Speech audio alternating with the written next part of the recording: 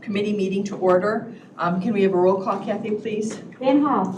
Present. Sullivan. Here. Kunkel. Sager. Campbell. Shorten. Here. Altough. Here. Ms. Campbell and Mr. Kunkel may be joining us via electronics. It depends on their schedules this morning. And again, Mr. Sager is still gone until June 6th. So having a quorum will continue. May I have a what? I was going to ask for a motion for them to join if they did. Oh, do you want to do that now? Can I have a motion to allow both Ms. Campbell and Mr. Kunkel to join us if they so do electronically? Mr. Shorten, Ms. Van Hoff, I almost did it again. All those in favor say aye. Aye. Thank you. Moving on, may I have a motion to approve the minutes as presented? Mr. Sullivan? Yes. Mr. Shorten seconds. All those in favor say aye. Aye. Excellent. Minutes are approved. I don't believe there's any public comment. I don't see anyone in the audience that would be public, so we'll move on. Any member comments this morning? I hope everyone had a lovely weekend and celebrated locally with their memorial holidays. McHenry had a really nice one, so. New business. Rachel, you are here. Would you like to come up and join us this morning? Anywhere? Next to Mr. Shorten, maybe. Be careful of the wires. Rachel is here this morning. She's interviewing for a vacancy at the Crystal Lake Rural Fire Protection District. If you'll remember, we had Chief in last month who was talking about the collaboration between the Crystal Lake Fire Department and the Crystal Lake Rural Fire Department. So Rachel, do you want to tell us a little bit about yourself and some of the responsibilities of the position you believe you'll take on, and then how you found out about the position? Sure. So, well, I'm Rachel Jesky. I currently work at Home State Bank, and I'm our Senior Class Club Director and Community Relations Officer. So I'm in the community a lot, and these things sort of now come across my desk more often than they used to. So I think fiscal responsibility is a community effort. I don't think it's really I don't expect a firefighter to decide how the funds are spent. I think their focus is on saving lives. So, and as a finance person, I think it's kind of a responsibility as a member of the community to manage that end of it and to provide support and education for the community as a whole. So, Love that. and I think collaboration is important because I live in an unincorporated Crystal Lake and then the township, and a house just a couple houses down from me burned down a couple of years ago, and they couldn't get, because we don't have fire hydrants. So it was like, well, gosh, what could have been done differently? And really, I don't see fire hydrants coming into that area, but they drive past my house because I live on a busy road, and I see all the time that just cars don't move, and it's like, well, gosh, that probably slows up the process quite a lot. So I think education and getting the public to participate in the process would be a big factor. Let me throw out to you too that many departments have videos that people can find on YouTube that kind of talks about what you should be doing and paying attention. So just throw If that it could out get to you in as an front of idea. them. You can get in Just front watch of them. it. Absolutely. Any questions from anybody? And you know what? I apologize. We should introduce ourselves. You and I obviously know each other. We have a personal relationship through the bank. Yeah. Michael, do you want to? Mike Shorten, County Board District 4. Which is District? I'm sorry? Which is District 4 is? I mean, I don't assume people understand what District 4 is. Part of Crystal Lake, part of Cary, part of McHenry, Full Valley. You might be in my district. Probably. Yeah. There you go. The greatest. I'll look you up later. I'm Pat Sullivan, District 1, down in Algonquin. I live in Algonquin for, 39 years now, so happy there. It's a long time. Yeah. I'm Gloria Van Hoff, also known as Gloria Urch, which sometimes sometimes Chair forgets. Yeah. But I'm District 2, and I brag about Crystal Lake being the best place in the county to live. So much of my district is in Crystal Lake, but I also have a little bit, just a tiny bit of Cary and a very small bit of Algonquin. and also Lake in the Hills, a portion of Lake in the Hills. The lines are just square, right? So you end up No, overlapping or no? no. Oh, No, even some short, Oh, yeah, no. You're not the school district. It's based on population, so, Oh, it right, depends. okay. We try and follow township lines, but it doesn't always work that well, so. Yeah, and every 10 years with the redistricting, we have to look at it again because of the population changes. So one of the results is that small part of Algonquin that I have is if you're going south on Pyatt Road and over to the east where Willow is, there was a gravel pit there. It's shuttered now, but that is the part of Algonquin that I have, that gravel pit, because You they represent gravel. annexed, that's right. Yeah, okay. They annexed that property, Sure. when they were doing some mining there. So, but I'm really happy with, having that little piece Yeah. there in Great Founders Day parades. Yes. Does anybody have any questions for Rachel? There's only one vacancy, there's only one applicant. We will now discuss whether or not we will recommend to the county board that they appoint you to that position. But again, the competition is really tough. That's how I like it. But thank you very much, we really appreciate it. And again, truly, thank you for the public service. Oh, Means a great deal. Yes, thank you. You're doing a great job. So, is there any discussion, or does somebody want to make a motion? I'll make a motion. I'll second it. Okay, and I'm assuming that is to make a recommendation to the county board to appoint Rachel Jesky to the Crystal Lake Rural Fire Protection District vacancy. Roll call? Sullivan. Yes. Van Hoff. Yes. Shorten. Yes. Altough. Yes. Excellent. That recommendation will be made at the next county board meeting. Okay, thank you. Legislative update. Alicia, you want to come up and tell us all the fun things that are going on down in Springfield this last week of session? Yes, and fun it is.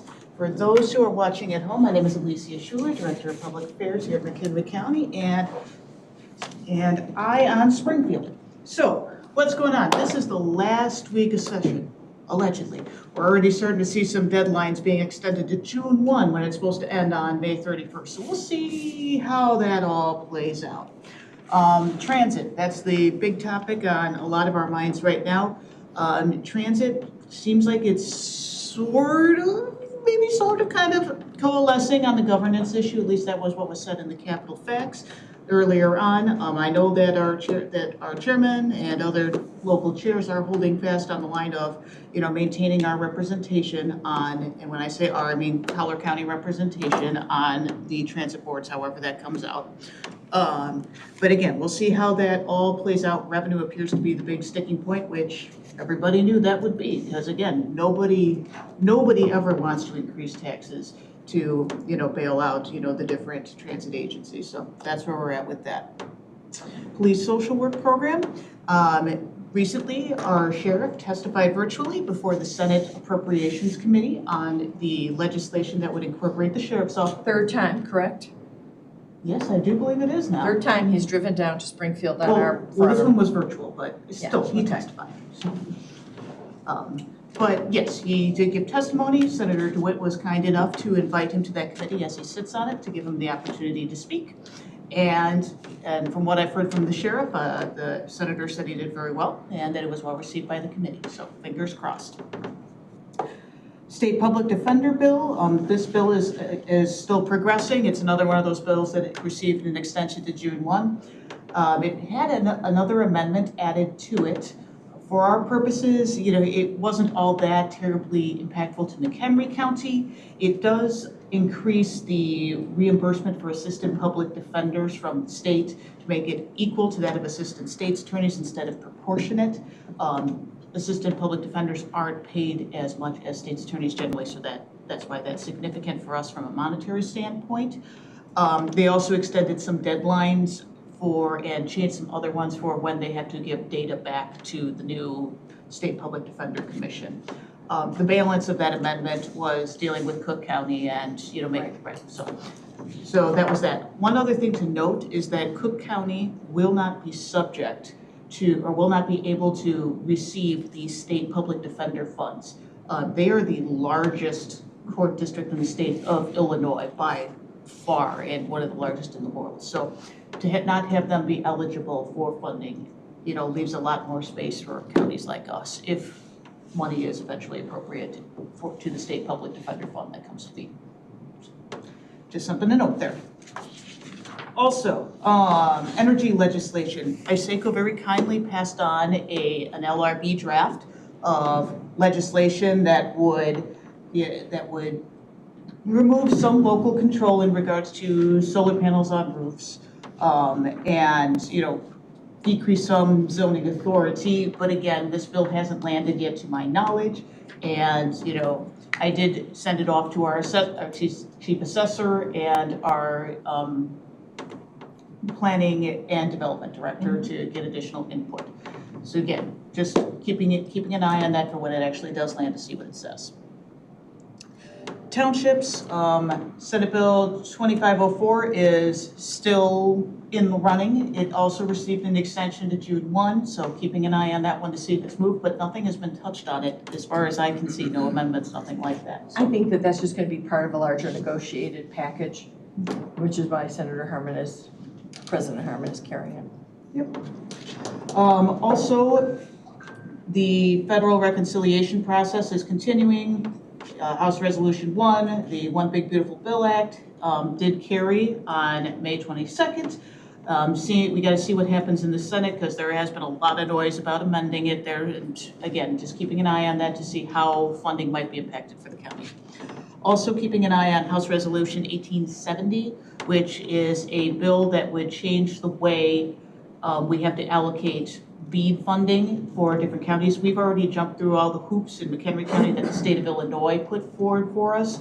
And if the feds change the rules that were put in by the previous administration, then we'd be starting again with a new set of rules instead of just moving on after doing what the state told us to do.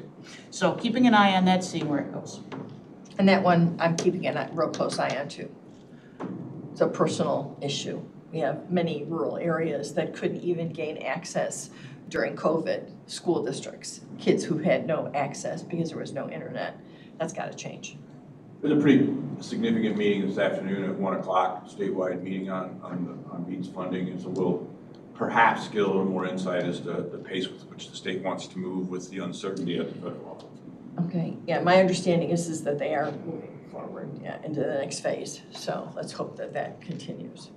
Any questions for Alicia on any of this?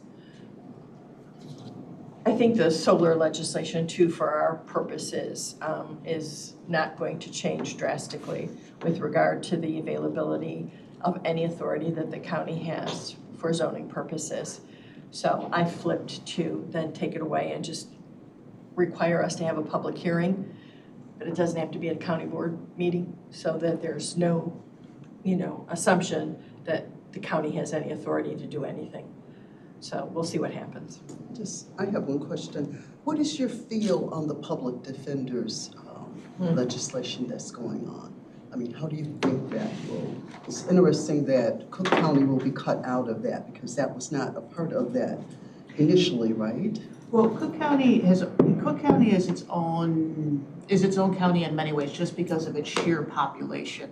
And there was also original legislation that made Cook County different than all the other counties with regard to public defenders from the very get-go. Okay. So they're actually under a completely different, not completely different, but a different type of process.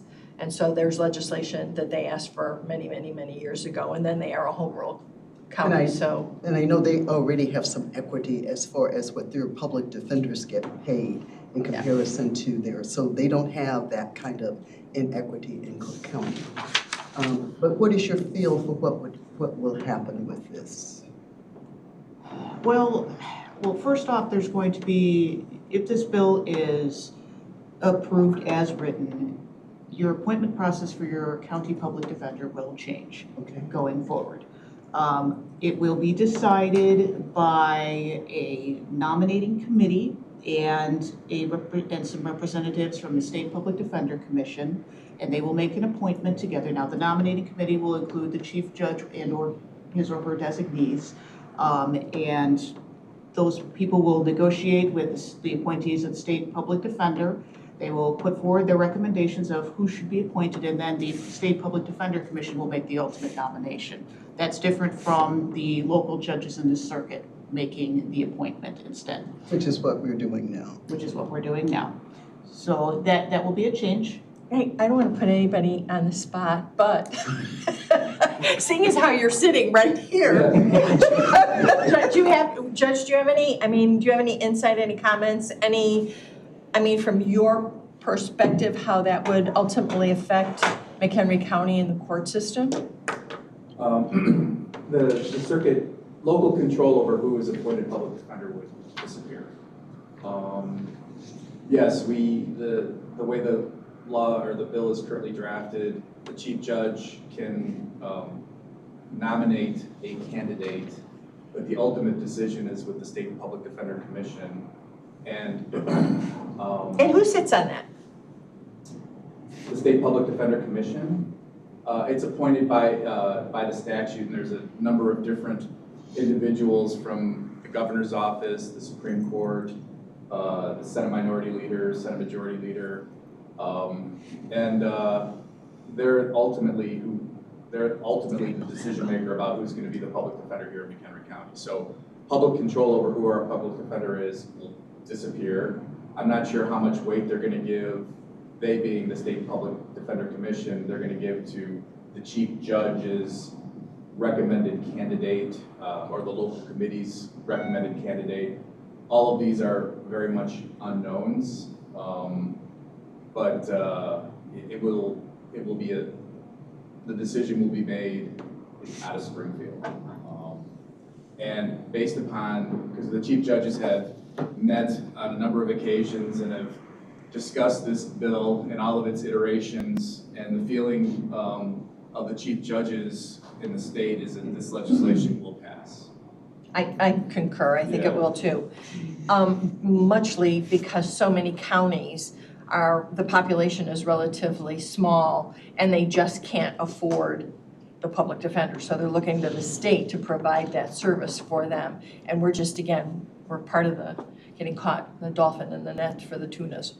So The other thing too is that there was a commission a few years ago that came out, and their point of view from a constitutional standpoint is that the public defender's office should be completely independent of the judiciary.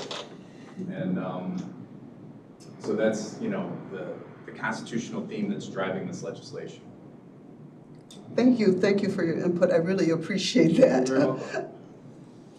any questions on this or any other piece of, Michael?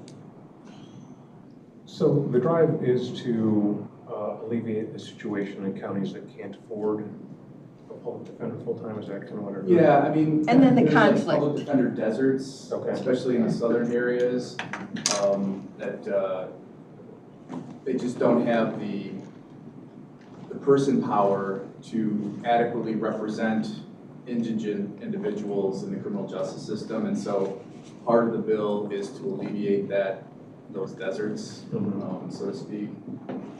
We don't really experience that here in McHenry County because, we have a well-funded, well-staffed public defender's office. But we're like, was just mentioned, we're the dolphin caught in the fish net. We're going to be a part of this as well as everybody else.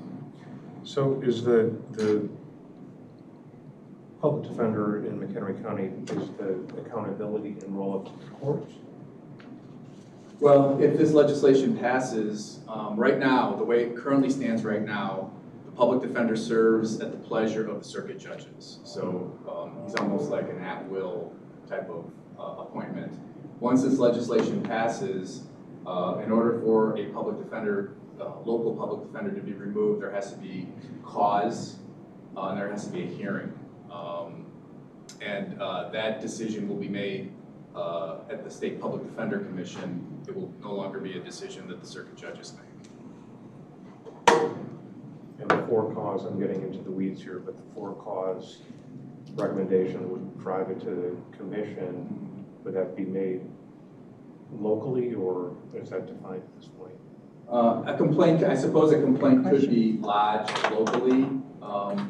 but the actual hearing and decision will be made at the state level as opposed to the local level. And I'm gonna guess that they're gonna have some kind of process where if you want to be that individual, you can apply as opposed to just getting a recommendation from just, yeah. Right. I'll have other questions later, but Okay, thank you. anything else? Thank you very much, really appreciate the report. Routine consent agenda, does anybody have anything they'd like to remove from the routine consent agenda? Or any questions that they might have? We have wonderful experts with us today, so. I just have a quick question, bear with me here. For the circuit clerk, it was an emergency appropriation. Is it 7.1, just so I'm that, sorry. Kathy, why don't you, right, I'm assuming, Kathy, why don't you come up and join us at the table? Or maybe 7.2. Is that the e-citation one? 7.1 and 7.2 are both emergency appropriation. So I'm stepping in for Mr. Kunkel when he sees the word emergency, and wants to understand why there's emergency. Well, the e-citation fund, so we collect that money from fees. Most of it comes from traffic tickets. A couple of years ago, it generally funds the support and maintenance that we paid for the countywide license for all arresting agencies to use the e-citation software. And then we've saved up, a couple of years ago, we funded printers for the arresting agencies. So it kind of came up that there was a few agencies looking for printers again, and that's kind of why it wasn't really something we budgeted. Typically, we just budget for the support and maintenance and let the fund build, and we had enough fund balance that we were able to fund some printers this year. Most of them are going to the sheriff, but there were some other the smaller agencies who needed some also, so we put together an order to get some e-citation printers with the funds. Okay. Any other questions? Then can I have a motion to approve the routine consent agenda? Mr. Shorten, seconded by Ms. Van Hoff. May I have a roll call, please? Van Hoff, Yes. Sullivan, Yes. Shorten, Yes. Altough. Yes, thank you. Thank you very, very much. There are no presentations. There is no old business. We do have a report from Kathy this morning with regard to our liquor license process, a little bit of an update and some other information. So Kathy? So our liquor license renewal for 2025 season is all completed for the year. So I wanted to give you guys an update on where we stand with that. We went into renewals with 44 county licenses, 43 of them renewed. Jesky Country Club was the only one that did not renew, and that was expected. According with the new fee schedule, just to update you guys on how that is going, with the new fee schedule that was implemented, 28 of the 43 renewed at the regular rate. 9 of them renewed at the second tier, and 6 renewed at the high tier with the additional fees. So we have that. Do you have any questions on renewals? Did you run into any software problems, permit paying problems? So the SmartGov implementation was my next thing on the list to discuss. So this year with renewals, since we had just gone live with SmartGov, we didn't have any of the renewals go through the new software. All one-day licenses, raffle licenses, stuff like that, we're using the software for. And but as far as the renewals, the way we took approach with that was they renewed the old way through the county's website. Once everything was submitted and verified and everything like that, I created them their own. Portal? Their own, like, I'm trying to think of the word for it. Their own account in SmartGov, right? So that now, and I implemented everything that they had given me for the renewal. And then when it comes to renewal license next year, I'll give them each an individual access code that is private to their account, and then they'll be able to go in that way and renew seamlessly. So it was just an easier way to do that since we opened up SmartGov at that time of renewals. So And this is, the software is a software that also is being used by planning and development? Correct. So we're being overly efficient. Just want you guys to understand, we actually have a program which has multiple uses and this is one of them. Yes, and so we're still working out some bugs and kinks with that software, but it's working out really well. I wanted to thank Pete for allowing me to push forward with that because I am very persistent on making it more efficient in the office. I mean, it's changed a ton since I first took over on how we did renewals.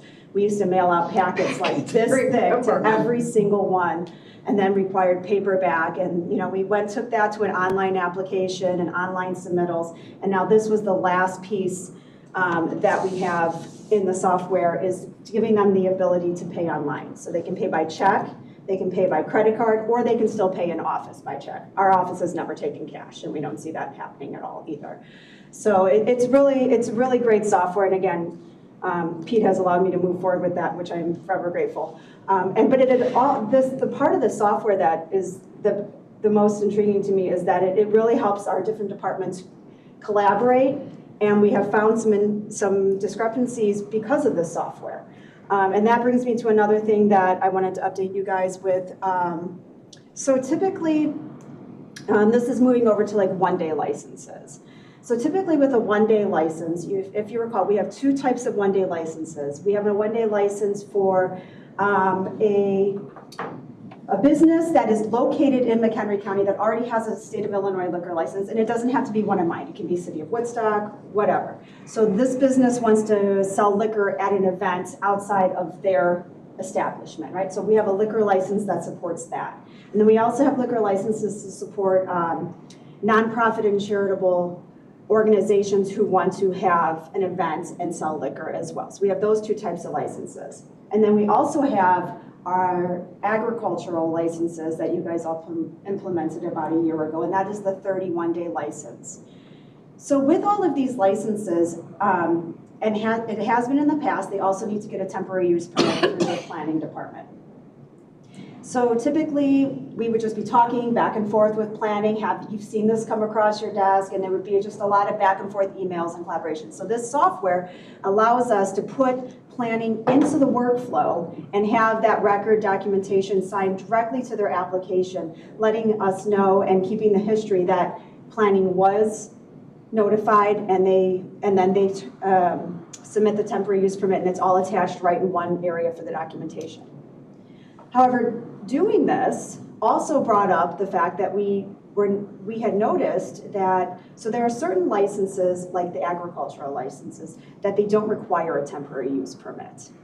And for example, when there is an event at the fairgrounds, they don't require a temporary use permit. But the temporary use permit is what notifies EMA that they need to take an extra look at this. So what we're now doing is any license that is over 500 people expected, regardless if they need a temporary use permit, since it's not going through planning and development, we are directing them directly to EMA. And there was always that disconnect before. So there was no way, EMA had no idea that those were going on because the temporary use permit wasn't connecting the two. So we found some quirks and whatnot with the software, and that's part of that software is what helped us to identify this. I don't know anyone who is as thorough and detail-oriented as you, particularly with our liquor licenses, which you all know, I mean, are not a right, but a privilege, and we take that very seriously. So I, again, thank you extraordinarily much. And I will tell you, both Pete and Kathy constantly contact me about what's going on so that we're updating. We have another issue, and this is the part, I'm lecturing you, this is the part that people don't understand. Ms. Von Bergen runs a business in the county and takes advantage of many of these permit, conditional uses, liquor license, and she too is now documenting where she sees inconsistencies or voids or lack of coordination. So it's a wonderful thing to have somebody who actually is an end user, who is a county board member, who actually then can go back and say this needs to be looked at or this needs to be revised. And she's been working with EMA on a couple of those things as well. So it really works out well. Because with the agricultural license, it's a 31-day license, but depending on the event, will allow them to apply for that instance as a multiples at once, right? So all her events are kind of the same as the sunflower, the tulips. It's all the same setup. It's all the same everything that she would be submitting for each event would be exactly the same. So because of that, we review that as one whole one and then provide her like a 6-month license and cap her out at how many she's allowed. But because of that, that might take EMA a little longer to go through theirs, whereas a 1-day license, they could do much quicker. And so part of the liquor license, we are kind of the last stop, right? So we collect data from different departments and we put them together as our last requirement. So, Sheriff's Department is looking for one set of things and EMA is looking for another set of things. And while we collaborate, we don't pretend to know everything that they're regulating. So that's why we require just sign off from each of them, and they could come in form, like with the sheriffs, could come in form of a contract for off-duty sheriffs, or it could come in the form of just an email that says your event looks good, have a great event. And whatever they provide me, as long as the sheriff signs off, we put that with their application. And you would think about it, I mean, it's funny, but I said, what? EMA, think about it. If you have a stage, if you have canvas, if you have structures that aren't permanent, EMA needs to know what happens if there's a tornado, if there's I mean, it's unbelievably amazing at how thorough our agencies are and departments are with figuring out how to respond appropriately, so. And I will say, when I first started and took over the liquor license, we were very siloed in the process of it, and we all chat all the time now, so it works out. It's a very big step ahead. So part of our strategic plan is analyzing what works, what doesn't work. It's working. So thank you. Oh, mobile. Yep, that was my last thing on the list. So there's a new kind of trend that's going on where, especially in weddings. So what they're doing is they are hiring what they're calling mobile bartending. And what that is let's say I have a quote-unquote mobile bartending service. The bride and the groom are buying all of their alcohol at, say, like Costco or whatnot, and they give me all of their alcohol, and I'm providing all of the cherries and oranges and cups and napkins, and I set up shop there, and I have a Bassett license, and I am just, nobody's paying me, they're probably tipping me, but the bride and groom are paying me, the bride and groom are providing me with the alcohol, and at the end of the night, the bride and groom take all the leftovers home. So this is very, very common. I've been to many weddings that do this sort of thing. Yeah, more backyard, more. And there have been questions if McHenry County has a liquor license that supports this. Chair Althoff and I and State's Attorney Brewitt have looked into this, and we were discussing it. Last week I met with our liaison from the Illinois Liquor Commission, and he has indicated that the Illinois Liquor Commission does not have a liquor license that supports this. He said that they support mobile bartending as a business, but not as a liquor license. Therefore, even if McHenry County gives them a liquor license, they would be unable to get a state of Illinois liquor license because you always have to get your county one first and then your state one. So he had indicated that they don't even have anything that would support that type of thing for us even to consider or look into. Because they don't buy liquor, right? They're just providing the service, right? So. Yeah, so when they do, anytime we need, they do check all of our establishments yearly, but anytime we need a random check or anything like that, I call them and they're happy to go out and do a random check if we've had a complaint or a suspicion. And one of the things they're looking at is expiration dates on alcohol and where they bought it and everything like that. And currently the only license that we have that allows you to just go buy your own alcohol would be that charitable organization one-day event. So that was all I had. That's a whole lot. Questions, comments? Great job. Thank you. I agree. Thank you, Kathy. Really appreciate that. We have no executive session, so I'll take a motion to adjourn. I'll make that motion. Ms. Van Hoff, seconded by Mr. Sullivan. All those in favor say aye. Aye. We're done. Nicely done. Is that a